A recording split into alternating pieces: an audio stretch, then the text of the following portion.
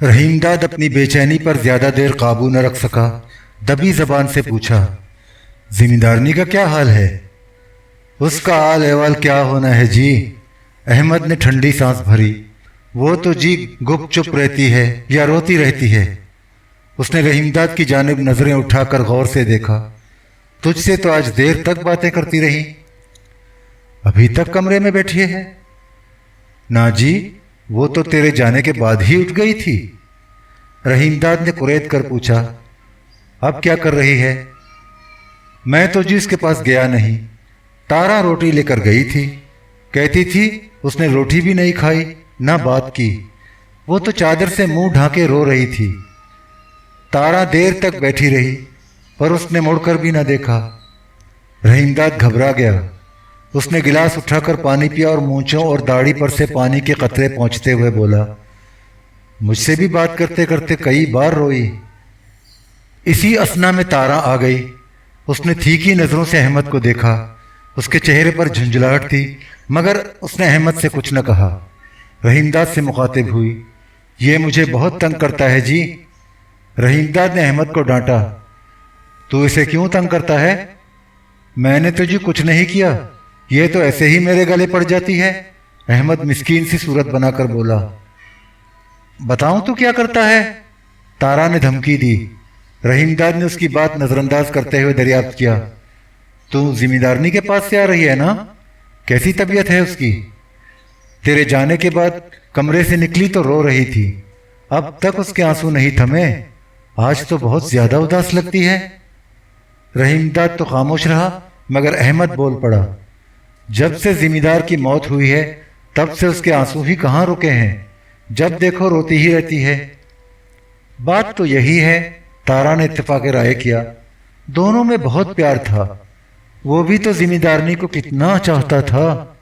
उसके लिए डॉक्टर लाने ही तो निकला था, न जाने किसने उसे कत्ल कर दिया। रहीमदाद खाने से फारिग हो चुका था। उसने दोनों को मजीद बातचीत का मौका न दिया। अहमद से मुखातिब होकर बोला, हमदे, बर्तन उठा और वापसी में देर न करना। अहमद ने बर्तन उठाए और तारा के साथ चला गया। रहीमदाद कमरे से निकलकर बरामदे में पहुंचा। सहन में हल्की हल्की फुहार पड़ रही थी। वह बाहर न जा सका। बरामदे में पड़ी हुई कुर्सी पर फिर बैठ गया। वो उस वक्त भी जमीला ही के बारे में सोच रहा था। उसे पहले ही खदशा था, जमीला ने उसकी बात पसंद नहीं की। उसे शदीद सदमा पहुंचा था। तारा की बातों से न सिर्फ उसकी तस्दीक हो गई थी, बल्कि उसके अंदेशे और वसवसे सवा हो गए। वो अपनी जल्दबाजी पर पशेमान था। समझ में नहीं आ रहा था उसने जो बेमौका कदम उठाया है उसकी तलाफी किस तरह करे। जमीला के दिल से कदूरत क्यों कर और कैसे रफा करे। वो बिस्तर पर लेट कर भी इसी मसले पर गौर करता रहा। बहुत सोच विचार के बाद उसने तय किया कि जमीला से जल्द मिलने की कोशिश करेगा, मुआज़रत करेगा और ऐसा रवैया अख्तियार करेगा कि जमीला की खफगी और आर्ज़दगी किसी न किसी तरह दूर हो जाए। सुबह उठकर उसने अहमद के ज़रिए जमीला से मिलने की ख्वाहिश का इजहार किया, मगर वो शाम तक वापस न आया। दोपहर का खाना हवेली का एक और नौकर लेकर आया। रहीमदाद ने उससे अहमद के बारे में कुछ न पूछा। वो अहमद का इंतज़ार करता रहा। शाम का अंधेरा फैलने के बाद अहमद आया। रहीमदाद ने शिकवा करने के अंदाज में पूछा, हमदे, तू दिन भर कहाँ रहा? मुझे जी जिम्मेदारनी ने एक ज़रूरी काम से पड़ोस के चक भेजा था। तूने जिम्मेदारनी से मेरे बारे में बात की थी? रहीमदाद के अंदाज से बेचैनी झलक रही थी। तूने जो कहा था वो मैंने उसे कह दिया, पर वो कुछ न बोली, चुप करके बैठी रही। लगता है उसकी तबीयत ठीक नहीं। रहीमदाद ने बात बनाई। मैं भी उसकी तबीयत ही के बारे में पूछना चाहता था। कल शाम तारा की बातें सुनकर मैंने यही अंदाज़ा लगाया था। हाँ जी, उसकी तबीयत गड़बड़ ही लगती है।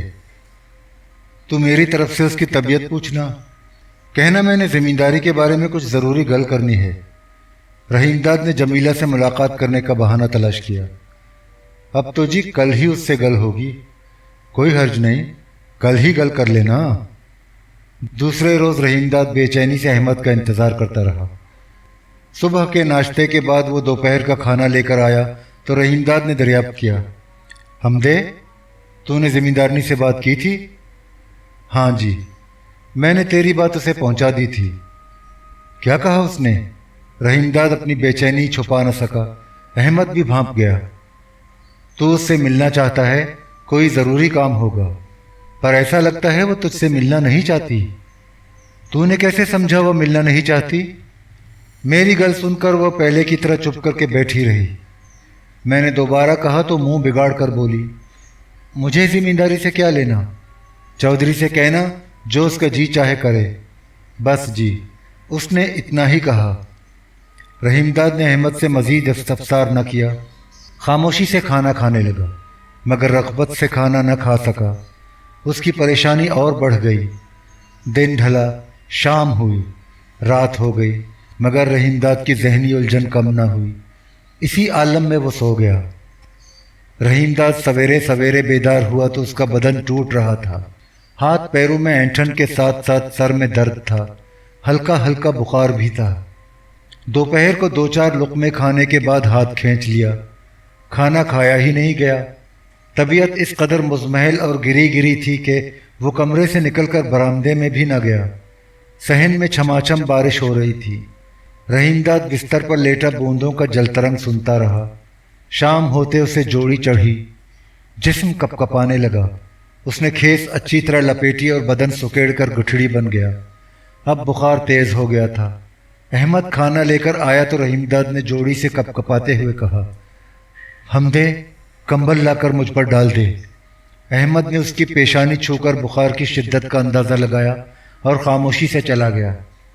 रहीमदाद का जिस्म बुखार की तपिश से भुन रहा था। वो आंखें बंद किए सुकड़ा सुकड़ाया बेसुध पड़ा रहा। उसे कुछ खबर न हुई कि अहमद कब वापस आया, कब उसके थरथराते बदन पर उसने कंबल डाला और कब कमरे से बाहर गया। रहीमदाद पर गहरी गनूदगी तारी थी। आंखें सुलग रही थीं। वो रुक रुक कर सांस ले रहा था और आहिस्ता आहिस्ता कर्राह भी रहा था। रात नामालूम कितनी गुजर चुकी थी। बाहर छाजों पानी बरस रहा था। यकायक रहीमदाद ने अपनी तपती हुई पेशानी पर ठंडक महसूस की। यह किसी का नर्म और गुदाज हाथ था। उसने लंबी सांस भरी और आंखें खोल दी। देखा, जमीला उस पर झुकी हुई है। उसका एक हाथ रहीमदाद की पेशानी पर था। रहीमदाद को यकीन न आया। उसने हैरत से आंखें फाड़कर उसे पहचानने की कोशिश की। हाँ, वो जमीला ही थी। वही सितारों की मानिंद रोशन आंखें, वही गुलाबी होंठ, वही ताबिंदा पेशानी। लैंप की जर्द जर्द रोशनी में उसका चेहरा सोगवार और बुझा बुझा होने के बावजूद दिलकश नजर आ रहा था। वो आंखें खोले हैरान और परेशान नज़रों से जमीला के खूबसूरत चेहरे को तकता रहा। उसके खुश्क होंठ आहिस्ता आहिस्ता लरज़ रहे थे। वो बोलना चाहता था मगर बोल न सका। उसे ऐसा महसूस हुआ गोया ख्वाब देख रहा है। जमीला बिस्तर के करीब पड़े हुए मोंढे पर बैठते हुए बोली, चौधरी, तुझे तो बहुत तेज बुखार है, मलेरिया लगता है। जोड़ी चढ़ी थी? हाँ। रहीमदाद ने आहिस्ता आहिस्ता गर्दन हिलाई और हाँपने के से अंदाज में गहरी गहरी सांसें भरते हुए कहा, तबीयत तो सवेरे ही से गड़बड़ थी। शाम को जोड़ी चढ़ी, फिर ऐसा तेज बुखार हो गया कि मैंने बिल्कुल सुध बुध न रही।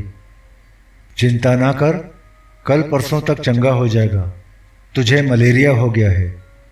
जमीला ने रहीमदाद को तशफ़ी दी।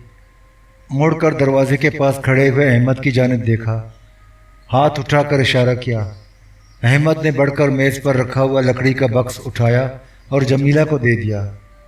जमीला ने बक्स खोला, थर्मामीटर निकाला, उसे हाथ में दबाकर झटका दिया। रहीमदाद से कहा, चौधरी, मुंह खोल। रहीमदाद ने चुपचाप मुंह खोल दिया। जमीला ने थर्मामीटर उसके मुंह में लगा दिया और कलाई पर बंधी हुई घड़ी झुककर तवज्जो से देखने लगी। जमीला ने थर्मामीटर रहीमदाद के मुंह से निकाला। लैंप की रोशनी में हाथ उठाकर देखा। उसके चेहरे पर परेशानी फैल गई। आहिस्ता से बोली, तुझे तो 104 टेम्परेचर है। उसने थर्मामीटर धोकर हिफाजत से बक्स में रख दिया। अहमद से गिलास में पानी मंगवाया। बक्स के अंदर से कुनैन की टिकिया निकाली। अहमद ने जमीला की हिदायत पर रहीमदाद को तकिए के सहारे बिठा दिया। रहीमदाद गहरी गहरी सांसें भरकर आहिस्ता आहिस्ता हाँफता रहा। जमीला उठकर खड़ी हो गई। رحیم داد کو مخاطب کرتے ہوئے نرم لہجے میں بولی، چودھری یہ دوائی کھا لے، آرام آ جائے گا۔ رحیم داد نے ایک بار پھر منہ کھولا۔ جمیلہ نے جھک کر کونین کی ٹکیا اس کے حلق میں ڈال دی۔ گلاس اٹھا کر رحیم داد کے ہونٹوں سے لگایا۔ رحیم داد پانی کے ساتھ ٹکیا نگل گیا۔ دوا کھلانے کے بعد جمیلہ بولی، اب تو آرام سے لیٹ جا۔ رحیم داد چپ چاپ ٹانگیں پھیلا کر لیٹ گیا۔ جمیلہ نے ایک بار پھر اس کی پیشانی چھو کر دیکھی۔ احمد سے کٹورے میں ٹھنڈا پانی منگوایا۔ احمد کمرے سے چلا گیا۔ کمرے میں خاموشی چھائی تھی۔ جمیلہ کرسی پر گمسم بیٹھی تھی۔ باہر موسلا دھار بارش ہو رہی تھی۔ رحیم داد آنکھیں بند کیے نڈھال لیٹا رہا۔ وہ چند لمحے اسی حالت میں پڑا رہا، پھر اس نے کراہتے ہوئے گردن موڑی۔ جمیلہ کی جانب دیکھا، رک رک کر کہنے لگا، ذمہ دارنی، میں نے پچھلے دنوں تجھ سے ایسی بات کہی تھی جس پر تو نے برا منایا۔ سسکیاں لے کر رونے لگی۔ مجھے ایسی بات نہیں کہنی چاہیے تھی ذمہ دارنی، تو۔ جمیلہ نے اسے مزید بولنے کا موقع نہ دیا، بات کاٹ کر بولی، چپ کر کے لیٹا رہ، تجھے بہت تیز بخار ہے۔ سویرے سے تیری طبیعت اتنی گڑبڑ ہے، تو نے مجھے بتایا کیوں نہیں؟ احمد تو یہی تھا، مجھے پتہ چل جاتا تو اسی سمے دوائی کھلا دیتی، اتنا تیز بخار نہ چڑھتا۔ میں نے تجھے اس لیے خبر نہ کی، تو عدت میں ہے، سوچا تو یہاں کیسے آ سکتی ہے۔ رحیم داد نے جمیلہ کی جانب دیکھے بغیر ٹھہر ٹھہر کر کہا، ایسے ہی آ سکتی تھی جیسے اب آئی ہوں، دکھی بیماری کی تو بات ہی الگ ہے۔ جمیلہ نے بتایا، میں نے مسجد کے ملا کو بلا کر پوچھ لیا تھا۔ احمد کمرے میں داخل ہوا۔ اس کے ہاتھ میں پانی سے بھرا ہوا بڑا کٹورا تھا۔ احمد نے کٹورا میز پر رکھ دیا اور میز اٹھا کر جمیلہ کے سامنے رکھ دی۔ جمیلہ نے پانی میں انگلیاں ڈبوئیں، پانی ٹھنڈا تھا۔ اس نے بکس کھولا، اندر سے ململ کا اجلا ٹکڑا نکالا، اسے پانی میں ڈال کر تر کیا، تہہ کر کے اس کی 4 انگل چوڑی پٹی بنائی اور بھیگی ہوئی پٹی رحیم داد کی تپتی ہوئی پیشانی پر رکھ دی۔ رحیم داد کو اس کی ٹھنڈک سے بڑا سکون ملا۔ رحیم داد نے ایک بار پھر آنکھیں کھولیں، آہستہ سے بولا، ذمہ دارنی، سچ تیرا دل بہت وڈا ہے، تو۔ جمیلہ نے اسے ٹوکا، چودھری چپ کر کے پڑا رہے، تجھے آرام کی ضرورت ہے۔ رحیم داد نے آنکھیں بند کر لی اور آہستہ آہستہ سانس بھرنے لگا۔ جمیلہ اس کی پیشانی پر پٹی رکھتی رہی۔ گرم ہو جاتی تو دوبارہ کٹورے کے ٹھنڈے پانی میں تر کرتی اور پیشانی پر رکھ دیتی۔ بخار کی تیزی دھیرے دھیرے کم ہوتی گئی۔ رحیم داد کو ایسا سکون ملا کہ وہ سو گیا۔ اسے یہ بھی خبر نہ ہوئی کہ جمیلہ کتنی دیر اس کے سرہانے بیٹھی رہی اور کب اٹھ کر چلی گئی۔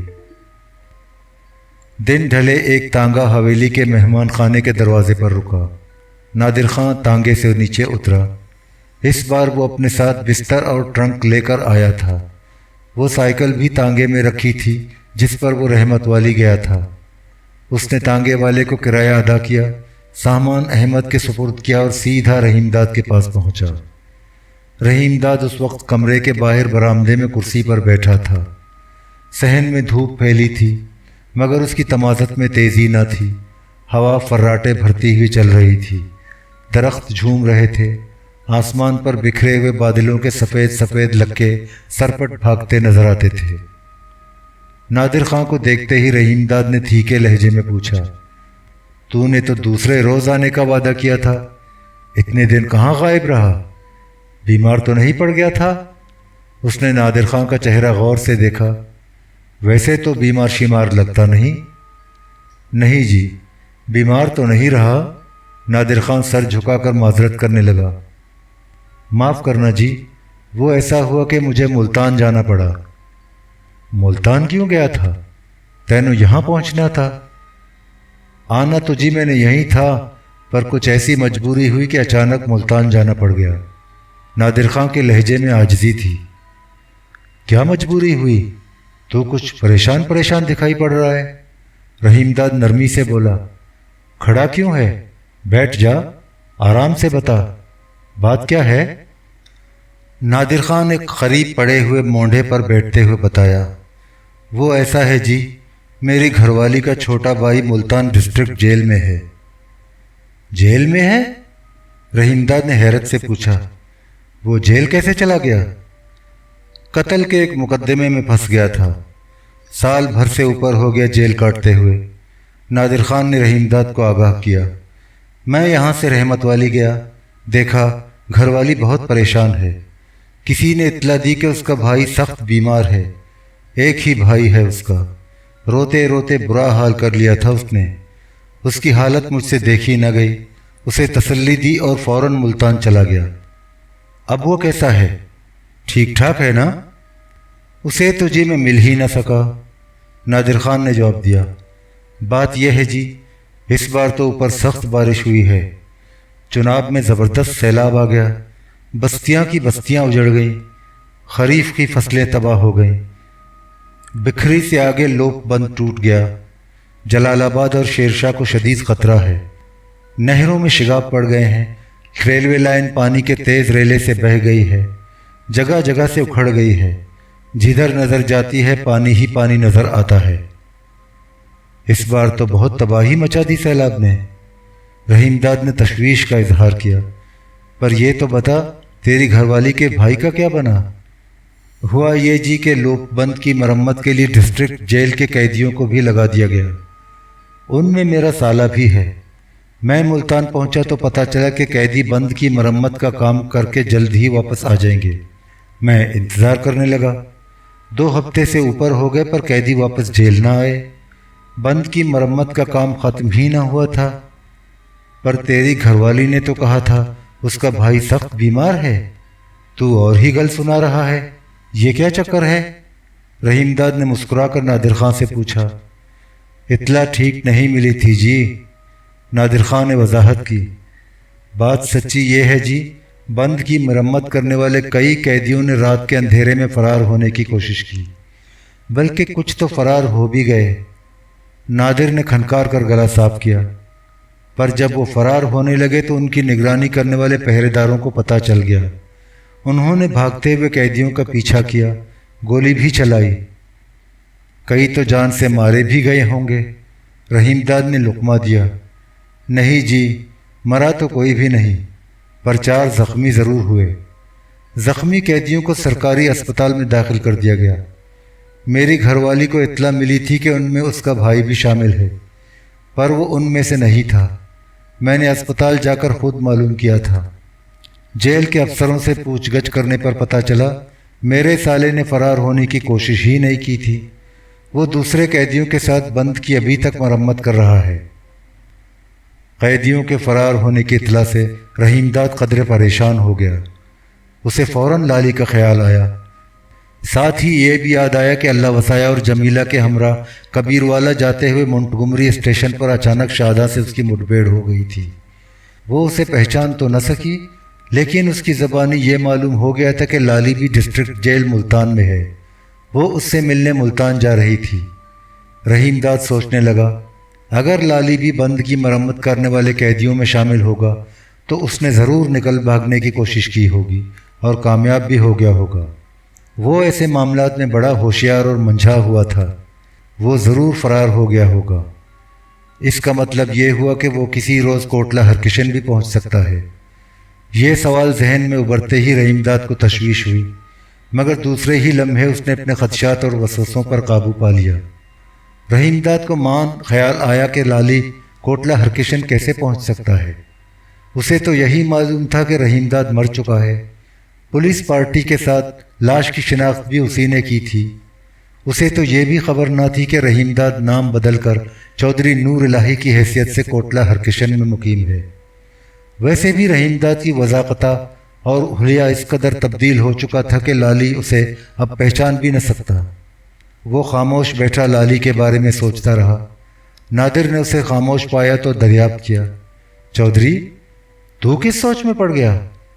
رحیم داد نے جھٹ بات بنائی، میں شاہ جی کے بارے میں سوچ رہا تھا، بہت دنوں سے اس کے پاس گیا نہیں، ایک تو مینا کی جھڑی لگی رہی، اوپر سے میں بیمار بھی پڑ گیا۔ اوہو، تسی پچھلے دنوں بیمار بھی رہے؟ نادر نے اظہار ہمدردی کرتے ہوئے کہا، جب ہی تو کچھ کمزور کمزور دکھائی دے رہے ہو۔ चेहरा भी मुरझाया हुआ लगता है। किस डॉक्टर से इलाज कराया था? ऐसी ज़बरदस्त बरसात में डॉक्टर कहाँ से आता? हर तरफ पानी ही पानी था, रास्ते बंद थे। जमीला ने दवाई दी थी, उसी से चंगा हो गया। जिम्मेदारनी वैसे तो बहुत पढ़ी लिखी है, पर मुझे ये पता ना था वो डॉक्टरी भी कर लेती है। रहीमदाद ने मुस्कुरा कर बताया, डॉक्टरी शॉक्टरी तो उसने नहीं पढ़ी, पर छोटी मोटी बीमारियों का इलाज कर लेती है। चोट या ज़ख्म आ जाए तो मरहम पट्टी भी कर लेती है। उसके पास दवाइयों से भरा हुआ बक्सा है, उसमें दवा दारू का हर तरह का सामान रहता है। पिंड में कोई भी बीमार पड़े, चाहे मज़ारा हो या कम्मी, वो झट दवाइयों का बक्सा संभाल उसके पास पहुंच जाती है। इस मामले में उसका दिल बहुत नरम है। आसपास के किसी पिंड या चक में भी कोई बीमार पड़ जाए तो पता लगते ही वहां पहुंच जाती है। अपने हाथ से दवाई खिलाती है, खुद ही मरहम पट्टी करती है। रहीमदाद को जमीला की दर्दमंदी और खूबियां बयान करने में लज्जत महसूस हो रही थी। नादिर खान ने हिचकिचाते हुए पूछा, पर आजकल तो जी वो इद्दत में है, हवेली से बाहर नहीं जा सकती। तैनू दवाई देने इधर कैसे चली आई? वैसे तो उसे तेरे सामने भी नहीं आना चाहिए। ठीक कह रहा है तू, बात तो ऐसी ही है, रहीमदाद ने उससे इत्तफाक करते हुए कहा।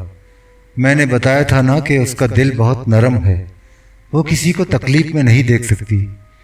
जैसे ही उसे पता चला मुझे बहुत तेज़ बुखार है, फौरन दवाइयों का बक्सा लेकर आ गई। वैसे ये मेहमान खाना भी हवेली से अलग कहाँ है? उसने वजाहत की। वो मेरे सामने कब आती है, चद्दर के पहलू से बुकल मारकर मुंह इस तरह छुपा लेती है कि आंखें भी मुश्किल से दिखाई पड़ती हैं। आम तौर पर तो मुंह मोड़कर दूसरी तरफ कर लेती है। इस मामले में उसने पिंड के मुल्ला से बात कर रखी है। रहीमदाद ने अपनी बात ख़त्म ही की थी कि अहमद खाना लेकर आ गया। उसने खाना मेज़ पर लगा दिया। रहीमदाद ने नादिर खान की तरफ देखा।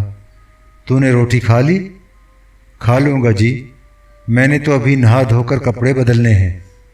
नादिर खान उठकर खड़ा हो गया और अहमद के हमरा कमरे से चला गया। रहीमदाद इत्मीनान से खाना खाने लगा। खाने से फारिग होकर हस्ब मामूल वो बिस्तर पर लेटकर आराम करने लगा। दिन ढले रहीमदाद कमरे से बाहर गया, गुस्ल किया, लिबास तब्दील किया। सूरज गुरूब हो रहा था। रहीमदाद मेहमान खाने से निकलकर बाग में पहुंचा। नौकरों ने पहले ही कुर्सियां लगा दी थी। रहीमदाद एक कुर्सी पर जाकर बैठ गया। बरसात की सुहानी शाम थी। मशरिक में शफक का अलाव दहक रहा था। फिजा गुलरंग थी, हवा महकी हुई थी। रहीमदाद तन्हा बैठा मौसम की रंगीनी से लुत्फानंदोज हो रहा था। अचानक उसकी नज़र ताजा पर पड़ी। वो मेहमान खाने के अक़ब से निकलकर मवेशियों के बाड़े की जानिब जा रही थी। ताजा की उम्र 16-17 बरस के लगभग थी, मगर वो सेहतमंद और भरपूर जवान थी। हवेली ही में रहती थी, मगर उसकी हैसियत नौकरानियों और खादमाओं से कदर मुख्तलिफ थी। जमीला उस पर बहुत मेहरबान थी, हमेशा मोहब्बत और शफ़क़त से पेश आती थी। उसे अपने पास ही रखती थी। ताजा का बाप मर चुका था, भाता उसकी बेवा माँ थी।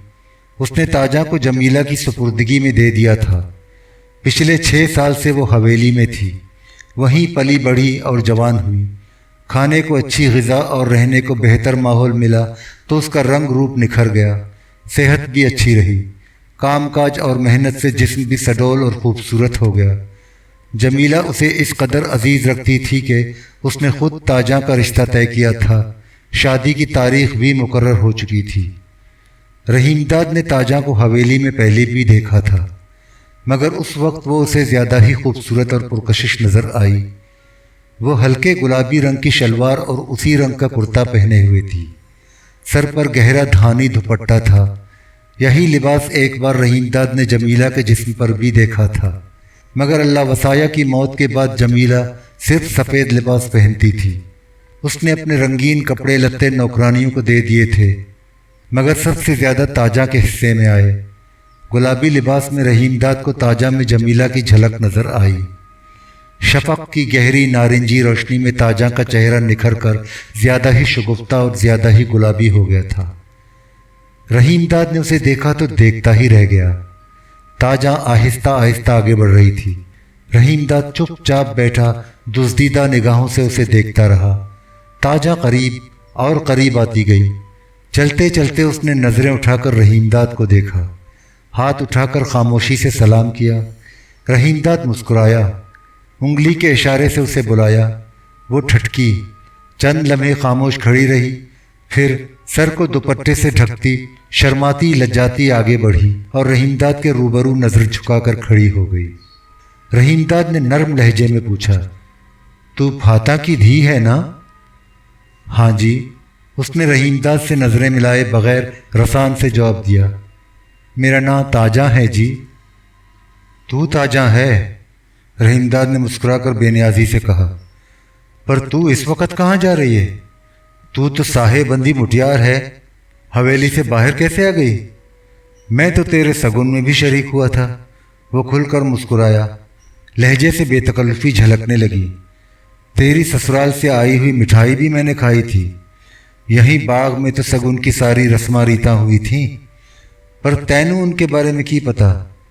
تاجا اور شرما گئی، اس کے چہرے کے گلاب اور دہکنے لگے، آنکھوں میں چراغ جل اٹھے۔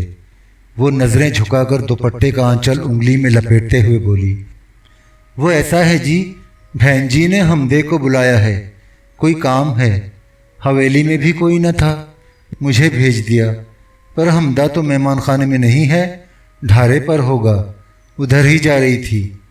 اس نے نگاہیں اٹھا کر رحیم داد کی جانب نہ دیکھا۔ ایسے ادھر ادھر نہ گھوما کر، رحیم داد نے لہجے میں دبدبا پیدا کرتے ہوئے کہا، تیری سسرال والوں کو پتہ چل گیا تو برا منائیں گے۔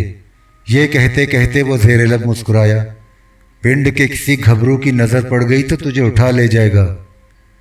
نہیں جی، میں ایسی نہیں ہوں، وہ گھبرا کر لڑپن سے بولی، میں تو جی حویلی سے کبھی باہر نہیں جاتی۔ ٹھیک ہی کرتی ہے، رحیم داد نے دبی زبان سے اسے ٹٹولا، تو ہے بھی تو سہنی مٹیار، ان ریشمی کپڑے لتوں میں تو زیادہ ہی سہنی لگتی ہے۔ پر جی یہ تو مجھے بہن جی نے دیے ہیں۔ میں نے پتا ہے، رحیم داد آہستہ سے ہنسا، یہ کپڑے لتے تجھے زمیندارنی ہی نے دیے ہیں، پر انہیں پہن کر تو رانڈ پھاتا کی دھی نظر نہیں آتی، زمیندارنی لگتی ہے۔ تاجا نے کوئی جواب نہ دیا، وہ نظریں نیچے کیے چپ چاپ کھڑی رہی، اس کے چہرے پر گھبراہٹ بکھری تھی۔ شفق کی سرخی کا الاؤ ٹھنڈا پڑتا جا رہا تھا، شام کا دھندلکا فضا میں گھلنے لگا تھا۔ رحیم داد کچھ دیر اور تاجا سے باتیں کرنا چاہتا تھا، اسی اثنا میں نادر خان جامن کے ایک پیڑ کی آڑ سے نکل کر سامنے آ گیا۔ رحیم داد نے چاپ سن کر اس کی جانب دیکھا، نادر اس کی طرف بڑھا۔ رحیم داد تاجا کی سمت مڑا، اسے مخاطب کیا، تاجا حویلی میں جا، اندھیرا بڑھ گیا ہے، میں حمدے کو زمیندارنی کے پاس بھیج دوں گا، تو اسے بتا دینا۔ تاجا نے اس کی جانب دیکھے بغیر دھیمے لہجے میں کہا، ٹھیک ہے۔ وہ مڑی اور آہستہ آہستہ قدم اٹھاتی ہوئی حویلی کی جانب چل دی۔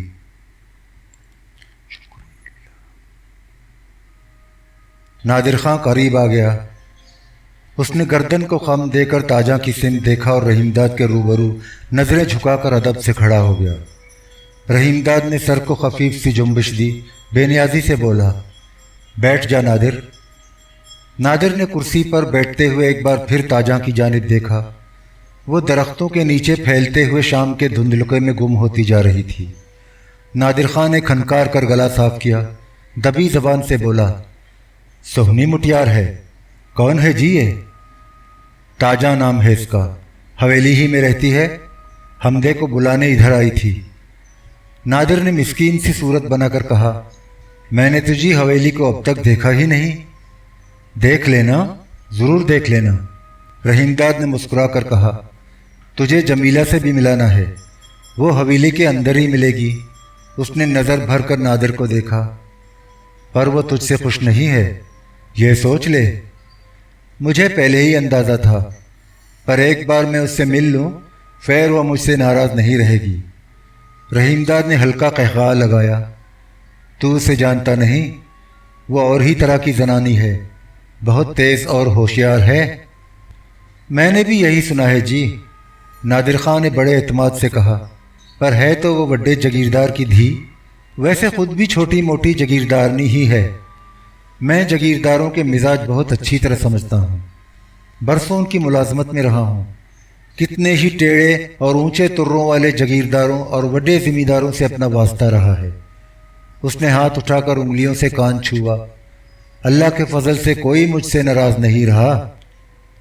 तू कहता है तो जल्द ही तुझे उससे मिलवा दूंगा। मैंने उससे कई काम लेने हैं। नादिर खान ने ज़रा आगे झुककर आहिस्ता से कहा, और वो काम मैं ही करा सकता हूँ जी।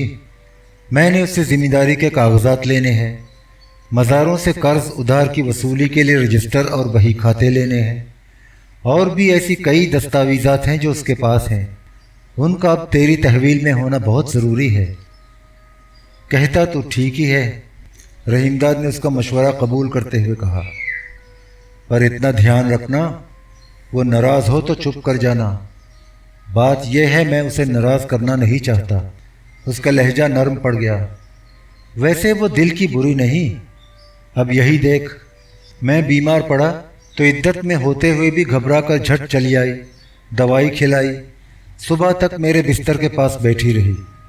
जब तक मैं चंगा नहीं हो गया रोज़ ही आती रही। वो जितनी खूबसूरत और सोहनी है उतनी ही दिल की चंगी भी है। सुना तो मैंने भी यही है कि ज़िम्मेदारनी बहुत हसीन और खूबसूरत है। अपनी आंखों से देख लेना।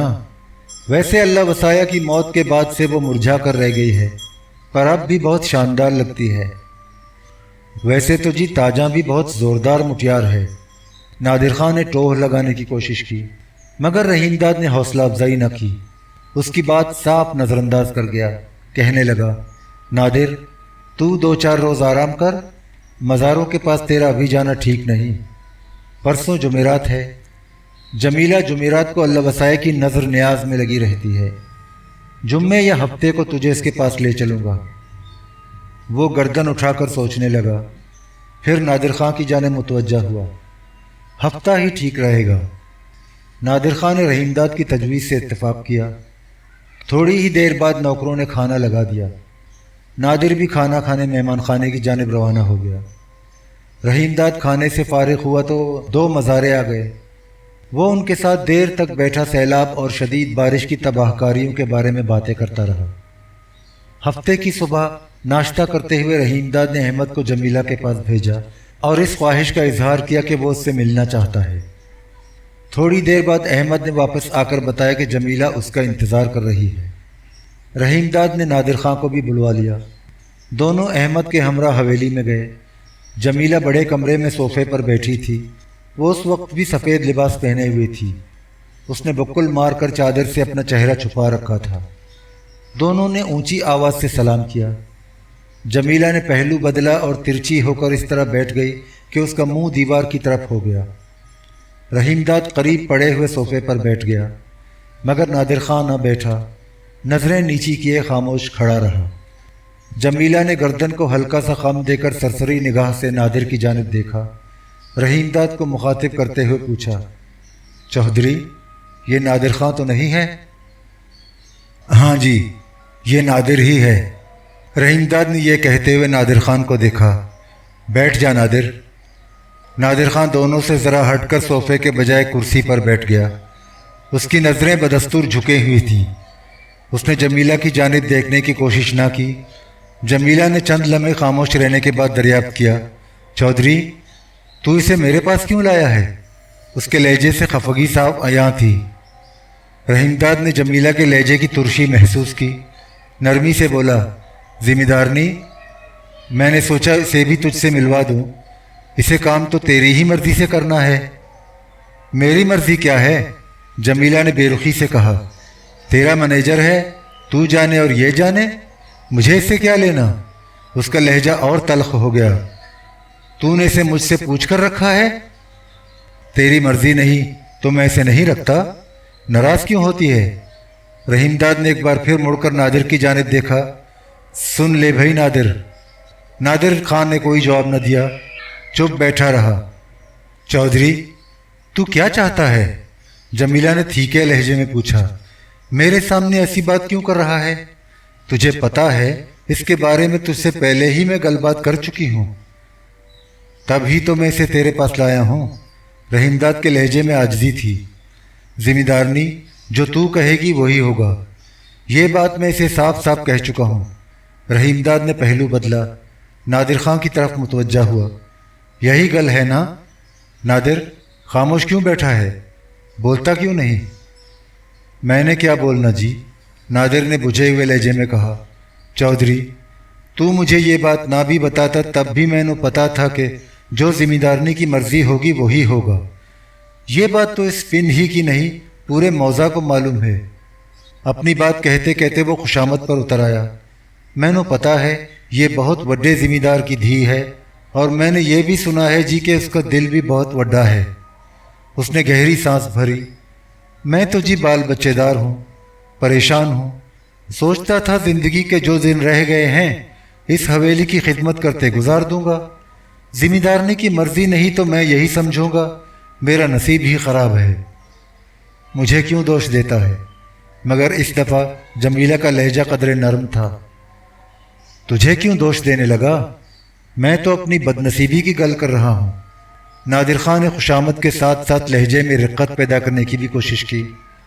जमीला पर उसकी कोशिश का खातिर खा असर भी हुआ। उसने आहिस्ता से पूछा, तेरा कोई पुत्र नहीं? नहीं ज़िम्मेदारनी, अब कोई नहीं रहा। वड्डा पुत्र पिछली जंग अजीम के दौरान फ़ौज में भर्ती होकर मुल्क से बाहर चला गया था। अफ्रीका में अल अमीन के महाज पर था, वापस ना आया। सिर्फ मरने की इत्तला मिली। नादिर ने ठंडी सांस भरी। दूसरा साल ही भर बाद एक झगड़े में मारा गया। यही दो पुत्र थे, दोनों ही अल्लाह को प्यारे हो गए। उनकी मौत से मेरी कमर टूट गई। घरवाली तो उनके गम को बर्दाश्त ही न कर सकी। रोते ही रोते एक रोज़ चल बसी। उसकी आवाज़ गुलूगीर हो गई। ऐसा महसूस होता था कि अपनी बात कहते कहते उसकी आंखें छलक पड़ेंगी। तब तो तू बिल्कुल अकेला रह गया? जमीला ने इज़हार हमदर्दी करते हुए पूछा। कोई भी ना रहा? नहीं ज़िम्मेदारनी, ऐसा नहीं है। नादिर खां ने बताया, पाकिस्तान बनने के कुछ ही दिनों बाद मैंने उधर रहमत वाली में दूसरा ब्याह कर लिया था। इससे 3 औलादें हैं, पर इनमें पुत्र कोई नहीं। तीनों ही छोरियां हैं। लगभग साल भर से बेरोजगार हूँ। जिंदगी भर नौकरी की, वही कर सकता हूँ, और कोई काम ना आता है न कर सकता हूँ। तीर ठीक निशाने पर बैठा। जमीला उसकी परेशान हाली से बहुत मुतासिर हुई। तड़प कर बोली, नादिर खां, तू बहुत दुखी है। तेरी बातों से ऐसा ही लगता है। तुझे दुख पहुंचाकर मुझे क्या लेना? उसने गहरी सांस भरी। मैं तो खुद दुख झेलते झेलते राख हो गई। अल्लाह वसाया था, वो भी मुझे दुख सहने के लिए अकेला छोड़ गया। उसकी आवाज़ भर्रा गई। आंखों के आबगीने छलक पड़े। फिजा में गम की परछाइयाँ मंडलाने लगीं। कमरे में गहरी खामोशी छा गई। सब चुप बैठे थे। बाहर मलगजी धूप फैली थी। आसमान पर बादलों का गुबार था। जमीला ने चादर के पल्लू से आंसू पोंछे और रहीमदाद की जानिब मुतवज्जा हुई। चौधरी, अब तूने उसे रख ही लिया है तो लगा रहने दे। अपनी मर्जी में मेरी मर्जी भी शामिल कर ले। ऐसा ना कहे, मर्जी तो तेरी ही चलेगी ज़मींदारनी। रहीमदाद ने जमीला की खुशनुदी हासिल करने के लिए चापलूसी से काम लिया। तैनू ठीक तरह पता है, ना मैंने पहले कभी अपनी मर्जी चलाई, ना आगे चलाऊंगा। नादिर खां के मामले में ये भूल हो गई कि जो गलबात आज तेरे सामने हुई है, पहले हो जाती तो ठीक था। जमीला ने रहीमदाद को नज़रअंदाज किया। नादिर खान को मुखातिब किया। नादिर, सच्ची बात यह है कि हमें मैनेजर की ज़रूरत नहीं।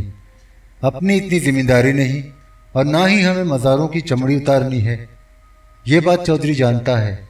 मैं चाहती हूँ तू भी जान ले। मैंने क्या करना है जी? जैसा हुक्म होगा वैसा ही करूँगा। नादिर ने नहायत मुस्तैदी से उसे यकीन दिलाया। पर एक गल मैंने ज़रूर कहनी है। वो क्या है? जमीला ने दरियाफ्त किया। अगर पुड़ेली, झंगर या गैर मजरूआ ज़मीन को काबिल काश्त बनाने की कोशिश की जाए, इसमें तो कोई हर्ज नहीं। मेरा मतलब यह है जी, तनख्वाह लूँ तो उसके बदले कुछ कारगुजारी भी दिखाऊं। मैंने तुझसे खैरात तो लेनी नहीं। नादिर ने नज़रें उठाकर जमीला की जानिब देखा। पिछले दिनों मैंने घूम फिर कर ज़मींदारी का जायज़ा लिया था। مجھے بہت سی زمین غیر مزروعہ اور بیکار پڑی نظر آئی۔ جمیلہ نے بتایا، ایسی غیر مزروعہ زمین کو اللہ وسایہ بھی قابل کاشت بنانا چاہتا تھا، پر مقدمے بازی نے اس طرف دھیان دینے کی اسے مہلت ہی نہ دی۔ کئی بار پروگرام بنایا اور ہر بار کوئی نہ کوئی اڑچن کھڑی ہو گئی۔ ایک گل اور بھی تجھ سے پوچھنی ہے، وہ بھی پوچھ لے۔ کتنے ہی مزاروں پر برسوں سے ادھار چلا آ رہا ہے، ان کی وصولی کی ٹھیک طرح کبھی کوشش نہیں کی گئی۔ نادر خان نے تجویز پیش کی، یہ ادھار فصل کی وادی پر خاص طور پر کماد کی پیداوار سے آسانی کے ساتھ وصول کیا جا سکتا ہے۔ ایسے نہیں، جمیلہ نے اس کی تجویز سے اتفاق نہ کیا۔ تو روز ناشتے کے بعد میرے پاس آ جا، میں سارے رجسٹر اور کاغذات تیرے سامنے رکھ دوں گی، تجھے بتاتی جاؤں گی کس سے اگلی فصل کی وادی پر کتنا ادھار وصول کیا جا سکتا ہے۔ مجھے سب کا پتہ ہے، جو ادھار ادا کر ہی نہیں سکتا اس سے زبردستی سے وصولی نہیں کی جا سکتی۔ نادر خان انگلی سے گدی کے بال کھجاتے ہوئے بولا، ذمہ دارنی، اس طرح تو ادھار وصول کرنا مشکل ہوگا۔ ہوا کرے، جمیلہ نے تھیکے لہجے میں کہا، میں نے اپنے کسی مزارے کو بھوکا نہیں مارنا اور نہ ہی بے دخل کرنا ہے۔ یہ بات میں تجھے صاف صاف کہہ دینا چاہتی ہوں۔ تو نے اپنے کارگزاری دکھانے کے چکر میں مزاروں کو تنگ کرنے کی کوشش کی تو یہ ٹھیک نہیں ہوگا۔ تو خود پریشان ہے، ویسے ہی دوسروں کی پریشانیوں کا وچار کر۔ نہیں جی، جیسا کہے گی زمیندارنی ویسا ہی ہوگا۔ میں نے تیرے حکم کے خلاف کوئی کارروائی نہیں کرنی۔ نادر خان نے جھٹ پینترا بدلا، ویسے بھی میں روز کے روز تجھے کام کی رپورٹ پیش کرتا رہوں گا۔ جو بھی اگلی کارروائی کرنی ہوگی تجھ سے اس کے بارے میں مشورہ کر لوں گا۔ ذمہ داری کا سارا بوجھ مجھ پر ڈالنے کی بجائے تو چودھری کو کیوں نہیں ذمہ داری میں شریک کرتا؟ یہ کب تک ذمہ داری کے کاموں سے دور دور اور الگ الگ رہے گا؟ جمیلہ نے بات کہتے کہتے مڑ کر رحیم داد کی جانب دیکھا، اسے براہ راست مخاطب کیا، چودھری ایسے کام نہیں چلے گا، تجھے بھی اب کچھ نہ کچھ ذمہ داری سنبھالنی ہی ہوگی، بلکہ ساری ہی سنبھال لے۔ جلدی نہ کر، تو جو کہے گی ویسا ہی کروں گا۔ رحیم داد نے اسے باور کرانے کی کوشش کی، پہلے نادر کو ذمہ داری کے معاملات سمجھ لینے دے، تو کہے تو میں بھی اس کے ساتھ آ جایا کروں، ابھی تو مجھے کچھ پتہ نہیں۔ ضرور آ جایا کر، تجھے یہاں آنے سے کس نے روکا ہے؟ جمیلہ نے اس کی حوصلہ شکنی نہ کی۔ چودھری، جب تو نے اپنی مدد کے لیے نادر کو مینیجر رکھ ہی لیا ہے تو ذمہ داری کی دیکھ بھال بھی تجھے ہی کرنی چاہیے۔ میں کہاں تحصیلدار اور گرداوروں کے دفتروں اور کچہریوں کے چکر کاٹتی پھروں گی۔ ذمہ داری تو سچ پوچھ اسی کا نام ہے، ورنہ ذمہ دار کون سا ہل چلاتے ہیں، نہ بوائی کرتے ہیں نہ فصل کی وادی، پرنتو پیداوار سے آدھا حصہ وصول کر لیتے ہیں، عام طور پر تو اس سے بھی زیادہ لیتے ہیں۔ ویسے بھی پیداگیری کے لیے ذمہ داروں کے اور بھی نہ جانے کتنے دھندے اور ہتھ کنڈے ہیں، طرح طرح کے ٹیکس اور ابواب ہیں۔ نادر خان نے دبی زبان سے اختلاف کیا، ذمہ داری میں تجھے ایسا کرنا ہی پڑتا ہے، ورنہ ذمہ داری کا کام کیسے چلے؟ میں تجھ سے کیا بتاؤں ذمہ دارنی، ان آنکھوں سے میں نے کیا کیا دیکھا ہے۔ ضرور دیکھا ہوگا، جمیلہ نے بیزاری سے کہا، مجھے بھی تھوڑا بہت پتہ ہے، تبھی تو میں ہیرا پھیری کے چکر میں پڑنا نہیں چاہتی۔ میں تو سچ پوچھ اب اسکول اور ڈسپنسری پر پوری طرح دھیان دینا چاہتی ہوں۔ عدت میں ہونے کے کارن اسکول بھی نہیں جا سکتی، ڈسپنسری کا کام بھی ٹھیک سے شروع نہ ہو سکا، اس کا لہجہ قدرے تھیکا ہو گیا، پر میں اسکول میں پڑھائی بند نہیں کر سکتی۔ اب تو ایک ہی ٹیچر رہ گیا ہے، وہ بھی روز روز بیمار رہتا ہے، چھٹی بھی مانگ رہا تھا، تبھی تو بالکوں نے اسکول جانا چھوڑ دیا۔ پہلے تو دور دور کے پنڈ سے بچے بالک پڑھنے آتے تھے، اس کے رویے سے جلاہٹ جھلکنے لگی۔ میں اسکول بند نہیں ہونے دوں گی، میں زیادہ دنوں تک اس طرح حویلی میں بند نہیں رہ سکتی۔ ملا جی سے پوچھ لے، رحیم داد نے مشورہ دیا۔ اس سے بھی پوچھ لوں گی۔ جمیلہ کا لہجہ بدستور تیز اور تھیکا تھا۔ ویسے اسکول حویلی کے سامنے ہی تو ہے، 100-125 گز دور ہوگا، اور اس میں کیول بالک ہی تو ہوتے ہیں۔ کمرے میں خاموشی چھا گئی۔ رحیم داد چپ بیٹھا رہا، مگر نادر خان زیادہ دیر چپ نہ رہ سکا۔ اس نے کہا، اچھا جی، یہ تو طے ہو گیا، میں کل سویرے سے زمیندارنی کے پاس پابندی سے آتا رہوں گا اور زمینداری کے معاملات سمجھوں گا۔ آگے جو کچھ کرنا ہوگا وہ زمیندارنی ہی کے حکم اور مشورے سے کروں گا۔ رحیم داد نے کہا، میں بھی تیرے ساتھ آتا رہوں گا۔ مہمان خانے میں خالی پڑے پڑے دل تنگ آ گیا ہے، کچھ نہ کچھ تو کرتے ہی رہنا چاہیے۔ چودھری، تجھے تو اب بہت کچھ کرنا ہے۔ جمیلہ بولی، تو نے بہت دن آرام کر لیا، تو ضرور نادر کے ساتھ آنا۔ میں تو پہلے ہی یہ کہہ چکی ہوں۔ بات چیت کا سلسلہ منقطع ہو گیا، محفل برخاست ہو گئی۔ دونوں جمیلہ سے رخصت ہو کر باہر آئے۔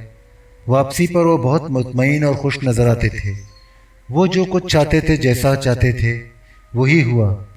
جمیلہ ان کی راہ میں حائل نہ ہوئی۔ وہ بغیر کسی تلخی اور جھکجھک کے سب کچھ ان کے مشورے پر کرنے پر رضامند ہو گئی تھی۔ مہمان خانہ خالی تھا، احمد موجود نہ تھا۔ رحیم داد اور نادر خان کمرے میں جا کر کرسیوں پر بیٹھ گئے۔ نادر خان نے مسکراتے ہوئے کہا، میں تو جی ڈر رہا تھا زمیندارنی گڑبڑ کرے گی، آسانی سے نہ مانے گی، جھگڑا کھڑا کرے گی، پر اس نے تو کچھ بھی نہ کیا۔ شروع میں ذرا اکھڑی اکھڑی رہی، بعد میں تو بالکل پٹڑی پر آ گئی۔ میں نے تجھے پہلے ہی کہا تھا وہ دل کی بری نہیں، پر ایک بات ہے، تو ہے بہت ہوشیار۔ ایسے دکھ بھرے انداز میں اپنے بارے میں اسے بتایا کہ میرا دل بھی ڈوبنے لگا۔ جمیلہ تو اس معاملے میں پہلے ہی سے بہت کمزور اور نرم دل ہے، وہ کسی کو تکلیف اور دکھ میں تو دیکھ ہی نہیں سکتی۔ پر چودھری، میں نے اسے جو کچھ کہا ٹھیک ہی کہا تھا۔ نادر خان نے صفائی پیش کی، یہ اور بات ہے، میں نے اپنے بارے میں جو کچھ بتایا اسے اس طرح بیان کیا کہ وہ موم کی طرح پگھل گئی۔ تیرا خیال بالکل ٹھیک ہے، وہ دل کی بری نہیں۔ اور جی یہ بھی سچی گل ہے، وہ دل کی جتنی بھلی ہے اتنی ہی خوبصورت اور سوہنی بھی ہے۔ رانڈ ہونے کے بعد بھی اس کا چہرہ اب بھی ایسا دمکتا ہے گویا نظر نہیں ٹھہرتی۔ جب رنگین ریشمی کپڑے پہن کر سنگھار کیے ہوتی ہوگی تب تو اس کی اور ہی شکل ہوتی ہوگی۔ تو نے جمیلہ کو ان دنوں نہیں دیکھا؟ رحیم داد نے اتنا ہی کہا تھا کہ باہر صحن میں قدموں کی آہٹ ابھری۔ رحیم داد خاموش ہو گیا، گردن بڑھا کر کمرے سے باہر دیکھا۔ وکیل مہمان خانے کے ملازم احمد کے ہمراہ صحن عبور کر کے برآمدے میں داخل ہو رہا تھا۔ وکیل محمد عثمان رندھاوا کمرے کے اندر آ گیا، احمد واپس چلا گیا۔ رحیم داد نے اٹھ کر وکیل سے مصافحہ کیا، کرسی پر بٹھایا، خیریت پوچھی، ہنس کر آنے کا مقصد معلوم کیا۔ آج کیسے ادھر آنا ہوا؟ چودھری، میں تیرے کلیم کے بارے میں بات کرنے آیا تھا۔ وکیل بات کہتے کہتے ٹھٹکا، پلٹ کر نادر خان کو مشتبہ نظروں سے دیکھا۔ رحیم داد فوراً بھانپ گیا، مسکرا کر بولا، یہ نادر خان ہے۔ اس نے ہاتھ اٹھا کر نادر خان کی طرف اشارہ کیا۔ میں نے اسے ذمہ داری کے لیے منیجر لگایا ہے، اپنا ہی بندہ ہے، بے فکر ہو کر گل بات کرو جی۔ یہ تیرا مینیجر ہے؟ وکیل نے نادر خان کو بھرپور نظروں سے دیکھا۔ ویسے میں نے اسے پہلی بار یہاں دیکھا ہے، اسے زیادہ دن نہیں ہوئے، رحیم داد نے بتایا۔ کچھ ہی دیر پہلے اسے ذمہ دارنی کے پاس بھی لے گیا تھا، اس نے بھی اسے پہلی ہی بار دیکھا تھا۔ اس نے بات کا رخ بدلا، تسی زمیندارنی سے نہیں ملے؟ نہیں، میں اس کے پاس نہیں گیا، اس معاملے میں تجھ سے ہی بات کرنی ہے۔ ذمہ دارنی تو عدت میں ہے، ویسے بھی وہ کیا کر سکتی ہے؟ میں تو جی ابھی تک یہی نہیں سمجھ سکا چکر کیا ہے، مجھے تو اس بارے میں کسی نے بھی کچھ نہیں بتایا۔ رحیم داد نے اللہ وسایا کے قتل کی تفتیش کے بارے میں بھی پوچھا۔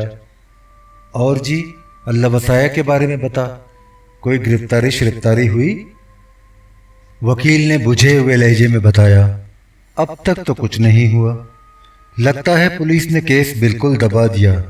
میں نے جب بھی پوچھا یہی جواب ملا، قاتلوں کا کوئی سراغ نہیں لگا۔ پولیس کا خیال ہے اللہ وسایا کا قتل ذمہ دارنی کے بھائیوں نے کرایا ہے۔ قاتل سرحد پار سے آئے اور واردات کے فوراً بعد رات کے اندھیرے میں نکل گئے۔ رحیم داد خاموش رہا، مگر نادر خان بول پڑا، وکیل صاحب یہ بات سمجھ نہیں آئی، ذمہ دار کے قتل کو 2.5 مہینے سے اوپر ہو گئے ہوں گے، اگر زمیندارنی کے بھائیوں نے ہی قتل کرایا ہوتا تو وہ اب تک زمیندارنی کو اٹھا کر اپنے ساتھ لے جاتے۔ میں نے بھی پولیس سے یہی سوال کیا تھا، وکیل نے بتایا۔ تو کیا جواب ملا؟ نادر خان نے دریافت کیا۔ پولیس کا کہنا ہے واردات کے بعد سے اس علاقے کی کڑی نگرانی شروع کر دی گئی۔ زمیندار کے بھائیوں کو کسی نے یہ اطلاع پہنچا دی ہے، اس لیے انہوں نے ابھی ادھر آنے کی کوشش نہیں کی۔ میں تو کہتا ہوں جی، زمیندارنی ان کے ساتھ جائے گی بھی نہیں۔ رحیم داد نے اپنی رائے کا اظہار کیا۔ وہ جانا چاہتی تو اللہ وسائے کی زندگی ہی میں جا سکتی تھی، پر اس نے ایسا نہیں کیا۔ وہ تو یہیں رہنا چاہتی ہے۔ سچی بات یہ ہے جی، وہ جمیلہ سے دوبارہ پاروتی بننا نہیں چاہتی۔ ایک بار مسلمان ہونے کے بعد وہ کیسے ہندنی بن سکتی ہے؟ میں نے بھی اس کی باتوں سے یہی اندازہ لگایا ہے۔ وکیل نے رحیم داد کی تائید کی۔ وہ یہاں سے ہرگز نہیں جائے گی۔ رحیم داد نے گفتگو کا رخ بدلتے ہوئے دریافت کیا۔ اچھا جی، اب یہ تو معلوم ہونا چاہیے کہ اپنے کلیم میں کیا گڑبڑ ہے۔ اللہ وسایا تو یہ بات بتانا نہیں چاہتا تھا، پر میں تجھے بتاتا ہوں، وکیل نے ہچکچاتے ہوئے بتایا۔ بات یہ ہے چودھری، کسی نے اوپر درخواست لگائی ہے کہ تیرا کلیم جعلی ہے، لہٰذا اس کلیم کی بنیاد پر جو اراضی اور جائیداد الاٹ ہوئی ہے منسوخ کی جائے۔ اس نے قدرے تامل کیا۔ اللہ وسایا تجھے اسی لیے کچھ بتانا نہیں چاہتا تھا کہ تو پریشان ہوگا۔ پریشانی کی تو جی بات ہی ہے، پر درخواست لگانے والا ہے کون؟ اس کا نام محمد بشیر ہے، وہ بھی خود کو ضلع گرداسپور کا مہاجر بتاتا ہے۔ وکیل نے رحیم داد کو مطلع کیا۔ میں تو کسی محمد بشیر کو نہیں جانتا۔ رحیم داد بدستور پریشان تھا، پر اسے میرے خلاف درخواست لگانے سے کیا ملے گا؟ اگر درخواست درست ثابت ہوئی تو اسے انعام مل سکتا ہے۔ وکیل نے نہایت سنجیدگی سے کہا، حکومت نے جعلی کلیموں کا سراغ بتانے والوں کے لیے انعام دینے کا اعلان کیا ہے۔ یہ بات تو تجھے بھی معلوم ہوگی۔ میں نے تو جی کچھ پتہ نہیں۔ رحیم داد نے سادگی سے اپنی بے خبری کا اعتراف کیا۔ پر اس درخواست کا بنا کیا؟ اس پر انکوائری کا حکم دیا جا چکا ہے، وکیل نے کھل کر بتایا۔ کلیم دوبارہ تصدیق کے لیے بھیجا جا سکتا ہے، اور اس وقت تک کے لیے تیری الاٹمنٹ بھی معطل ہو سکتی ہے۔ تو پھر اپنی طرف سے کیا کارروائی کی گئی؟ میں نے تو کچھ بھی معلوم نہیں۔ رحیم داد کے بشرے سے پریشانی صاف جھلک رہی تھی۔ اس نے خود پر قابو پانے کی کوشش کی۔ وکیل کو باور کرانے کے لیے زور دے کر کہا، ویسے جی یہ درخواست بالکل جھوٹی ہے، میرے کلیم میں ذرا بھی گڑبڑ نہیں۔ چودھری تو ٹھیک ہی کہہ رہا ہے، وکیل نے اسے تسلی دی، لیکن جعلی کلیموں کا کاروبار آج کل اتنا بڑھ گیا ہے کہ سرکار کو ذرا بھی شبہ ہوتا ہے تو فوراً کارروائی کی جاتی ہے۔ محکمہ آباد کاری بہت چوکنا اور چوکس ہے، ہر درخواست پر جھٹ انکوائری کا حکم جاری کر دیا جاتا ہے۔ رحیم داد نے دریافت کیا، کیا بنا انکوائری کا؟ اللہ وسایا کے مشورے پر میں نے انکوائری رکوا دی تھی۔ اس طرح اس وقت معاملہ دب گیا تھا، پر اب اطلاع ملی ہے دوبارہ انکوائری شروع ہونے والی ہے۔ اس سے بچنے کی یہی صورت ہے کہ فائل ایک بار پھر دبوا دی جائے۔ پہلے 1000 روپے دیے تھے، اب 2000 دینے پڑیں گے۔ اس کا مطلب تو یہ ہوا کہ 2000 روپے دے کر ایک بار پھر معاملہ دبا بھی دیا گیا، تب بھی آگے کسی وقت اٹھ سکتا ہے۔ بالکل اٹھ سکتا ہے، وکیل نے اعتراف کیا۔ اور یہ بھی سمجھ لے کہ انکوائری اگر ایک بار شروع ہو گئی تو تیری الاٹمنٹ بھی منسوخ ہو جائے گی۔ یہی سب سے بڑا خطرہ ہے، اور اسی سے بچنے کے لیے پہلے بھی معاملے کو دبا دیا گیا تھا۔ یہ تو بہت پریشانی کی گل ہے۔ رحیم داد کا چہرہ فق ہو گیا۔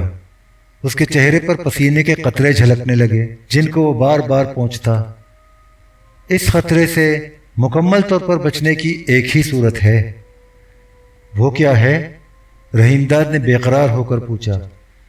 جو کلیم افسر انکوائری کر رہا ہے، وکیل نے بتایا، وہ 5000 روپے مانگتا ہے۔ کہتا ہے درخواست کے ساتھ پوری فائل ہی تیرے سامنے پھاڑ کر جلا دے گا۔ ایسا ہو جائے تو سب ٹھیک ٹھاک ہو جائے گا۔ رحیم داد کے چہرے سے قدرے اطمینان جھلکنے لگا، مگر جلد ہی پھر پریشانی چھا گئی۔ الجھے ہوئے لہجے میں بولا، پر سوال تو یہ ہے کہ 5,000 روپے آئیں گے کہاں سے؟ اتنا روپیہ نہ میرے پاس ہے نہ ذمہ دارنی کے۔ سوچ لے چودھری، اس کے بغیر کام نہیں چلے گا۔ میں زیادہ سے زیادہ یہ کر سکتا ہوں کہ افسر تحقیقات سے کچھ دنوں کی مہلت لے لوں۔ کتنے دنوں کی مہلت مل جائے گی؟ رحیم داد نے وکیل سے پوچھا۔ میرے کہنے پر وہ مہینہ بھر انتظار کر سکتا ہے، اس سے زیادہ کی گنجائش نہیں۔ وکیل اٹھ کر کھڑا ہو گیا۔ مجھے اب جانا ہے چودھری، تو جلد سے جلد روپے کا بندوبست کر لے، ورنہ الاٹمنٹ ایک بار معطل یا منسوخ ہو گئی تو دوبارہ حاصل کرنا بہت مشکل ہے۔ بات اصلی یہ ہے جی، کلیم ہولڈر بہت زیادہ تعداد میں ہیں اور متروکہ جائیداد اب اتنی کم رہ گئی ہے کہ کلیم ہولڈر چھپی ہوئی متروکہ جائیداد کا پتہ لگانے کے لیے روپیہ بھی خرچ کر رہے ہیں اور بھاگ دوڑ میں بھی مصروف ہیں، تاکہ حالیہ سرکاری احکامات کی روح سے اس خدمت کے صلے میں انہیں اس کی الاٹمنٹ مل جائے۔ تینوں ذمہ دارنی سے نہیں ملنا؟ رحیم داد نے اسے ٹوکا۔ میں دوبارہ آؤں گا، اس سے بھی ملوں گا اور تجھے صحیح صورتحال بتا دوں گا۔ اس عرصے میں رقم کا بندوبست کرنے کی کوشش کر۔ وکیل عثمان رندھاوا چلا گیا۔ کمرے میں سکوت پھیل گیا۔ رحیم داد کے چہرے پر پریشانی چھائی تھی۔ نادر خان نے اسے اس قدر پریشان پایا تو دلجوی کرنے کی کوشش کی۔ چودھری، فکر کرنے کی کوئی گل نہیں، ویسے تو شاہ جی سے مل کر 5,000 روپے کا بندوبست بھی کیا جا سکتا ہے۔ مجھے پورا بھروسہ ہے وہ انکار نہیں کرے گا، تیری ہر طرح مدد کرے گا۔ اس نے نظر بھر کر رحیم داد کے چہرے کو دیکھا۔ پر میں سمجھتا ہوں اس سے کم میں بھی کام ہو سکتا ہے۔ آبادکاری کے محکمے میں اپنی بہت جان پہچان ہے۔ آئندہ وکیل آئے تو اس سے کلیم کے کاغذات واپس لے لینا، آگے کی تو مجھ پر چھوڑ دے۔ وہ زیر لب مسکرایا۔ ایک فائل ہی تو غائب کرانی ہے، اس کے لیے 5,000 کی رقم بہت زیادہ ہے۔ میں بہت کم میں کام کرا دوں گا، ہو سکتا ہے 1,000 روپے میں کام ہو جائے۔ میری تو یہی کوشش ہوگی۔ صرف 1,000 روپے میں؟ رحیم داد حیرت زدہ ہو کر بولا۔ نہیں جی، ایسے کیسے ہو سکتا ہے؟ نادر نے گردن اونچی کی، مستعدی سے بولا، چودھری تو نے مجھے مینیجر لگایا ہے، اب مجھے اپنی کارگزاری دکھانے کا موقع بھی تو دے۔ یہ تو کوئی ایسا مشکل کام نہیں، وقت آنے پر تو خود دیکھ لے گا میں کتنے کام کا بندہ ہوں اور کیسی کیسی خدمت انجام دے سکتا ہوں۔ تو مجھ پر پورا اعتماد کر سکتا ہے۔ اس نے ایک بار پھر رحیم داد کو تسلی دی۔ فکر کرنے یا پریشان ہونے کی کوئی ضرورت نہیں، سب ٹھیک ہو جائے گا۔ دونوں کچھ دیر اس مسئلے پر بات کرتے رہے۔ رحیم داد اپنے کلیم کے بارے میں بہت پریشان اور گھبرایا ہوا تھا۔ اسے اپنی ذمہ داری نکل جانے کا خطرہ رہ کر ڈرا رہا تھا، لیکن نادر خان نے اس طرح تسلی دی اور اس اعتماد کے ساتھ حوصلہ بڑھایا کہ وہ بہت حد تک مطمئن ہو گیا۔ نادر اب اس کی ایک اہم ضرورت بن گیا تھا۔ رحیم داد اور نادر خان پروگرام کے مطابق جمیلہ کے پاس پہنچے۔ وہ گول کمرے میں دونوں کا انتظار کر رہی تھی۔ ان کے پہنچتے ہی اس نے ذمہ داری کے کاغذات اور رجسٹر منگوائے۔ وہ انہیں دیکھتی رہی اور ضروری تفصیلات بتاتی رہی۔ نادر خان بیچ بیچ میں سوالات کرتا جاتا، جمیلہ ان کے جواب دیتی، وضاحت کرتی۔ جو بات نادر خان کی سمجھ میں نہ آتی اسے دوبارہ بیان کرتی۔ رحیم داد خاموش بیٹھا ان کی باتیں سنتا رہا اور ذمہ داری کے متعلق اپنی معلومات میں اضافہ کرتا رہا۔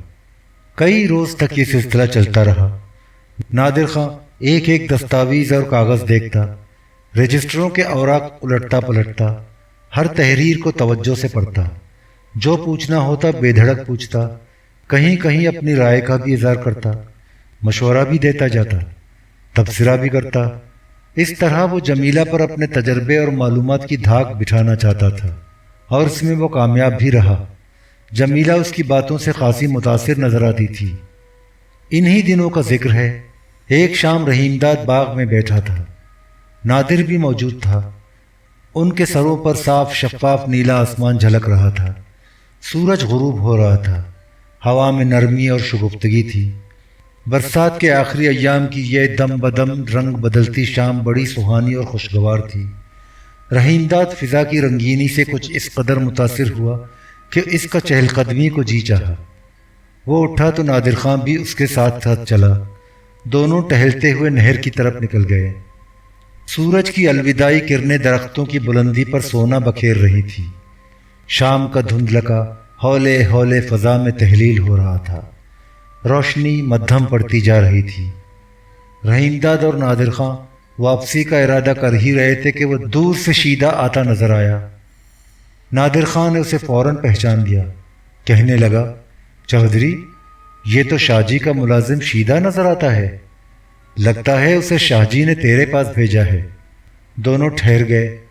ذرا دیر میں شیدہ قریب آ گیا۔ رحیم داد نے مسکرا کر پوچھا، شیدے، تو آج ادھر کیسے آ گیا؟ شاہ جی نے تجھے بلوایا ہے، کہا ہے کل شام اس کی جیپ یہاں پہنچ جائے گی، وہ تیرا انتظار کرے گا۔ شاہ جی سے بولنا جیپ ادھر نہ بھیجے۔ رحیم داد نے تاکید کی۔ میں کل نہیں پرسوں شام تک اس کے پاس پہنچ جاؤں گا۔ وہ لمحہ بھر کے لیے خاموش رہا، پھر کچھ سوچ کر پوچھا، کوئی بہت ضروری کام تو نہیں؟ پتہ نہیں جی، شیدے نے لا علمی کا اظہار کیا۔ کوئی کام ہی ہوگا، تب ہی تو بلوایا ہے۔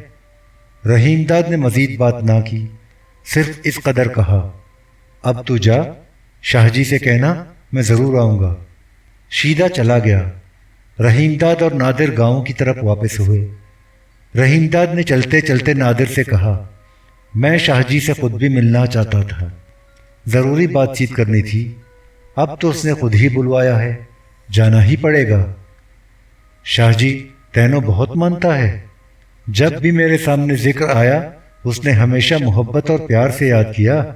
کہنے کو تو وہ ادھر کا بہت بڑا جگیردار ہے، پر یاروں کا یار ہے، وقت پر کام آنے والا۔